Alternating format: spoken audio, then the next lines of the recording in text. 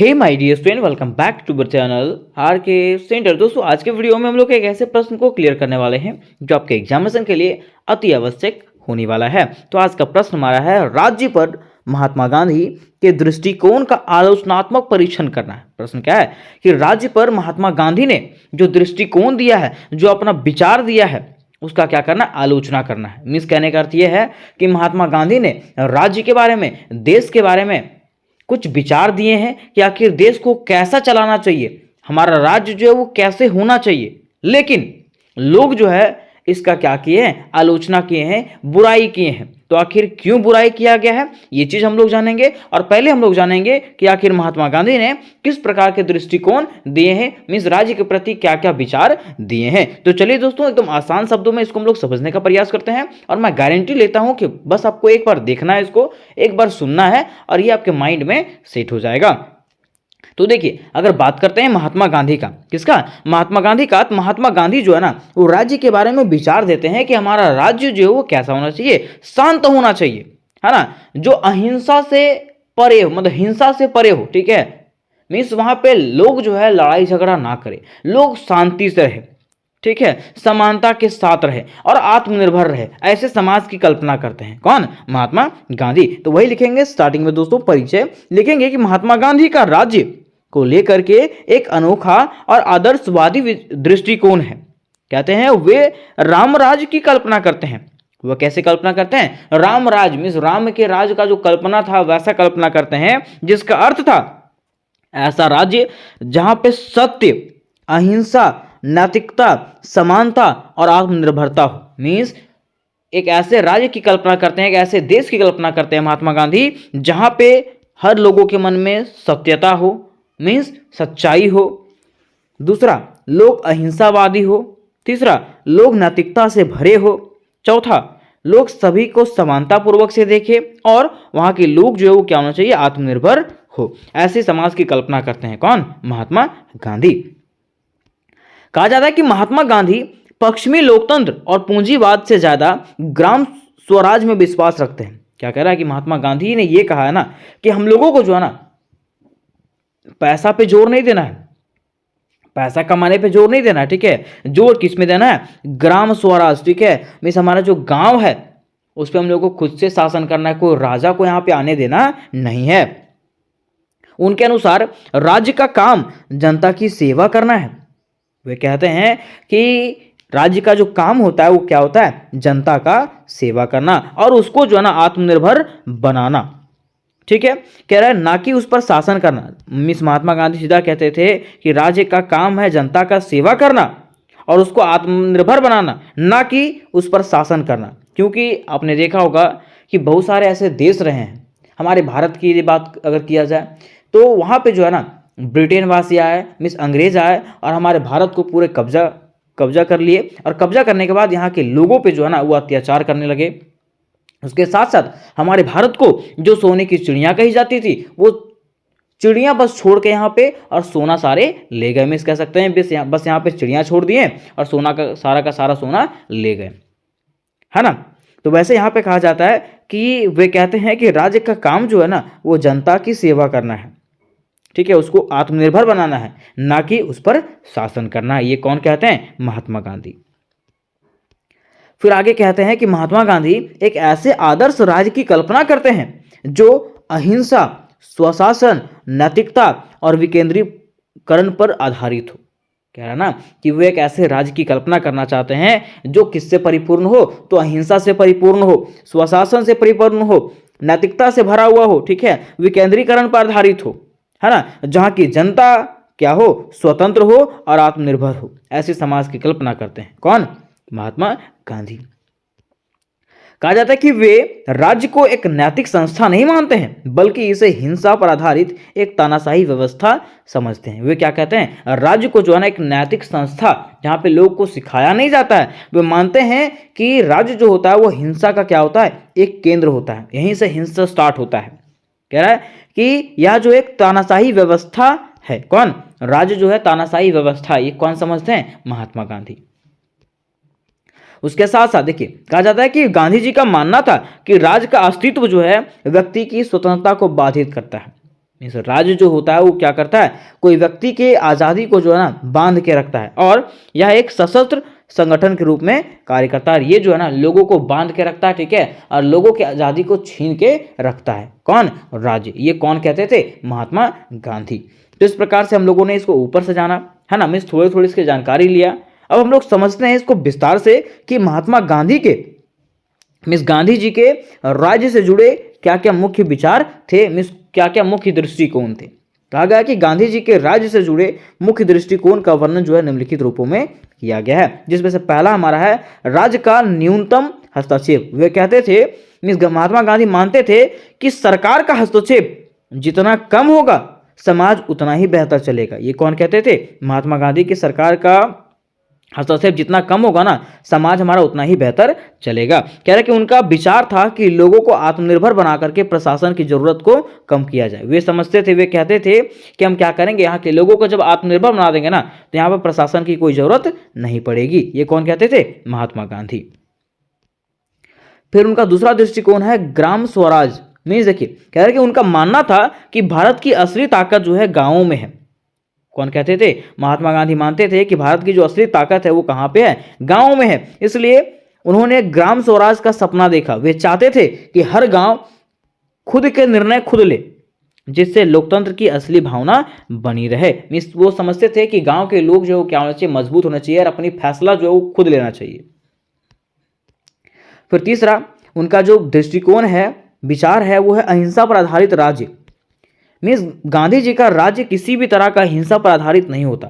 वे मानते थे कि हमारा जो राज्य है, हमारा जो देश है, उसमें किसी प्रकार की हिंसा नहीं होनी चाहिए। कह रहे कि उनका मानना था कि अहिंसा ही असली शक्ति है और राज्य को भी इस सिद्धांत का पालन करना चाहिए। वे कहते थे कि अहिंसा क्या है? सबसे बड़ी शक्ति है और राज्य को भी जो है यही सिद्धांत का पालन करना चाहिए। मीन्स हम लोगों को लड़ाई झगड़ा करना नहीं चाहिए, शांति के राह पे चलना चाहिए। ये कौन कहते थे? महात्मा गांधी। फिर उनका चौथा जो दृष्टिकोण है, कह रहे नैतिकता और धर्म पर आधारित शासन। मीन्स गांधी जी राजनीति और नैतिकता को अलग नहीं मानते थे। वे चाहते थे कि राज्य सत्य, अहिंसा और नैतिकता पर आधारित हो। वे चाहते थे ना कि हमारा जो राज्य है और यहाँ के जो लोग हैं वो सत्य, अहिंसा और नैतिकता पर आधारित रहें, ना केवल सत्ता प्राप्ति का साधन। ठीक है, वे ऐसा ना समझें कि हम लोग को यहाँ पे पैसा ही कमाना है, यहाँ पे सत्ता ही स्थापित करना है। ठीक है, उन लोगों को जो है ना, वहां के लोगों को जो है सत्य पे आधारित होना चाहिए, अहिंसा पे आधारित होना चाहिए।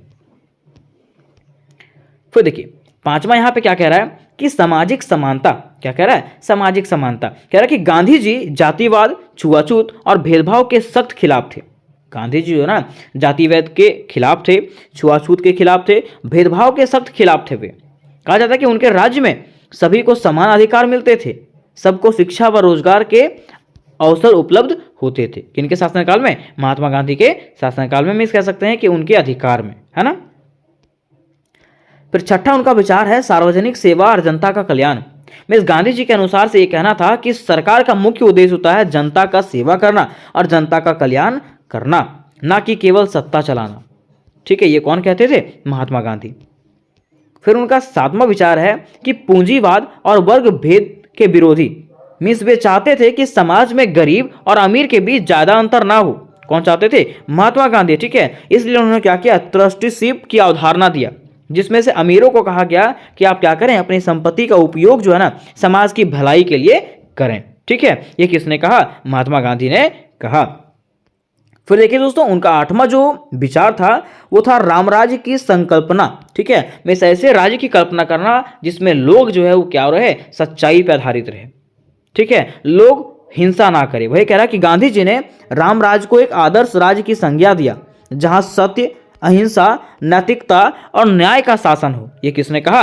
महात्मा गांधी ने। वे कहते हैं कि यह जो है ना धार्मिक अवधारणा नहीं थी, बल्कि नैतिक और सामाजिक आदर्शों पर आधारित शासन प्रणाली थी। मीन्स देखिए, वे कहते थे कि ये जो है ना धर्म पे आधारित नहीं है। मैं ये नहीं कह रहा हूं कि धर्म के आधार पे चलो, ये जो है ना हमारा सच्चाई है, ये समाज का सच्चाई है। ये कौन कहते थे? महात्मा गांधी। कि अगर व्यक्ति सच्चाई के राह पे चलेगा, अहिंसा के राह पे चलेगा, तो व्यक्ति हर सफलता को प्राप्त कर सकता है। ये कौन कहते थे? महात्मा गांधी कहते थे। दोस्तों तो देखिए, यहां तक हम लोगों ने ये जाना कि महात्मा गांधी ने आखिर क्या क्या विचार दिए थे। लेकिन प्रश्न हमारा क्या था कि महात्मा गांधी ने जो जो विचार दिए हैं उसकी लोग क्या करते हैं, आलोचना करते हैं। तो आखिर क्यों आलोचना करते हैं उसके बारे में हम लोग जानते हैं। तो देखिए वही कह रहा है कि गांधी जी के राज्य संबंधी विचारों की आलोचना, पहला है कि यथार्थवादी नहीं, यथार्थवादी मतलब समझते हैं कि ये पॉसिबल ही नहीं है। मीन्स महात्मा गांधी का जो विचारधारा था अधिक नैतिक और आदर्शवादी था, लेकिन व्यवहारिक रूप से यह मुश्किल था। देखिए कहा जा रहा ना कि महात्मा गांधी जो सोचते थे कि सभी लोग सच्चाई की राह पे चले, हिंसा ना करे, तो ये पॉसिबल नहीं है ना। वह कह रहा है कि आधुनिक समाज में पूरी तरीके से विकेंद्रीकृत राज्य व्यवस्था लागू करना कठिन है, क्योंकि इसमें प्रशासनिक और आर्थिक समस्याएं पैदा हो सकती है। देखिए कह रहा है कि राज्य में अगर हम लोग प्रशासन नहीं चलाएंगे, अगर सेना नहीं रखेंगे, ठीक है, अगर राज्य रहेगा ही नहीं, तो क्या पूरे देश को एक साथ चलाना पॉसिबल है? नहीं, ठीक है। अगर राज्य में सरकार ही नहीं रहेगा तो लोग अपना मनमर्जी करेंगे, है ना। इसलिए ये बातें जो है महात्मा गांधी के बातें को खारिज किया गया। फिर देखिए दूसरा उनका आलोचना किया गया कि सुरक्षा का अभाव। मान लीजिए अगर राज्य नहीं रहेगा तो फिर वहां का पुलिस नहीं रहेगा, वहां का प्रशासन नहीं रहेगा। जब प्रशासन नहीं रहेगा तो वहां के अधिकार को कैसे चलाया जाएगा? वही कह रहा है कि गांधी जी के अहिंसक राज्य में पुलिस और सेना की कोई बड़ी भूमिका नहीं होती। मीन्स गांधी जी मानते थे कि हमारे राज्य में पुलिस और सेनाओं की कोई भूमिका नहीं होती, जिससे देश की सुरक्षा खतरे में पड़ सकती है। अगर ऐसी रहे तो देश की सुरक्षा जो वो खतरे में पड़ जाएगी। कह रहा है कि आज के समय में बाहरी आक्रमण और आंतरिक अशांति से निपटने के लिए एक मजबूत राज्य की आवश्यकता होती है। ठीक है, देखिए अगर हम लोग बात करें आज के राज्य का, तो आज का कोई भी देश जो है ना, उसको बाहरी खतरों से बचने के लिए जो अपने आप को मजबूत करना पड़ता है। तो हम कैसे माने कि राज्य की आवश्यकता नहीं होती है, लोगों को जो है पुलिस और सेना की आवश्यकता नहीं होती है, इसलिए लोगों ने इनकी आलोचना किया। फिर देखिए इनका तीसरा आलोचना था आर्थिक विकास में बाधा। अगर मान लीजिए कोई राज्य नहीं रहेगा, राज्य का प्रशासन नहीं रहेगा, तो हमारा आर्थिक विकास भी क्या हो जाएगा, बाधित हो जाएगा। कैसे? कह रहा कि गांधी जी का ग्राम स्वराज और आत्मनिर्भरता का विचार औद्योगिकरण और आधुनिक अर्थव्यवस्था के लिए बाधा बन सकता है। क्यों? क्योंकि आज की वैश्विक अर्थव्यवस्था में आत्मनिर्भरता की जगह अंतर्निर्भरता का महत्व अधिक है। देखिए कहा जाता है ना कि आज की अगर हम लोग विश्व की बात करें ना, तो आज के विश्व में कोई व्यक्ति जो है ना आत्मनिर्भर नहीं है। ठीक है, लोगों को जो है किसी ना किसी का जरूरत पड़ता ही है ना। वही कह रहा अंतर्निर्भरता की आवश्यकता है। जैसे मान लीजिए आप कोई चीज का उत्पादन कर रहे हैं, ठीक है, तो आप उत्पादन करोगे, उसको बेचोगे कि नहीं बेचोगे? हाँ बेचोगे, ठीक है। और जब बेचोगे तो आपको दूसरा व्यक्ति की जरूरत पड़ रही है, ठीक है, इसलिए आप आत्मनिर्भर नहीं हो सकते यहाँ पे, है ना। ये कौन कहते थे? यहाँ के लोगों ने कहा। फिर देखिए उनका चौथा आलोचना इस प्रकार से है कि समाज में असमानता की संभावना। अगर समाज में प्रशासन नहीं रहेगा, ठीक है, राज्य नहीं रहेगा, है ना, तो इस प्रकार से क्या हो जाएगा, समाज में असमानता फैल जाएगा। कैसे? कह रहा है कि अगर राज्य की शक्ति कम कर दिया जाए और समाज को आत्मसम्मान के लिए छोड़ दिया जाए तो कमजोर और गरीब वर्ग का क्या किया जाएगा, शोषण होने की संभावना बढ़ सकती है। क्योंकि वहां पे जो अमीर लोग हैं वो क्या करेंगे, समाज का संचालन करने लगेंगे और इस प्रकार से वे क्या करेंगे, अपनी शक्ति को बढ़ा लेंगे। वह कह रहा है कि सामाजिक न्याय सुनिश्चित करने के लिए एक प्रभावी राज्य की आवश्यकता होती है। इसलिए समाज को बढ़िया चलाने के लिए जो है ना एक प्रभावी राज्य की आवश्यकता होती ही है, मिस शक्ति की आवश्यकता होती है। फिर हमारा पांचवा पॉइंट है कि आधुनिक शासन प्रणाली से असंगति। मिस कह रहा है ना कि आज के लोकतांत्रिक शासन प्रणाली में संसद, न्यायपालिका, कार्यपालिका, मीडिया की महत्वपूर्ण भूमिका होती है। देखिए अगर हम लोग आज के लोकतांत्रिक शासन प्रणाली की बात करें तो आज के समय में संसद की आवश्यकता बहुत है, न्यायपालिका की आवश्यकता होती है, कार्यपालिका की आवश्यकता होती है और मीडिया की आवश्यकता जो है ना बहुत महत्वपूर्ण होता है ना।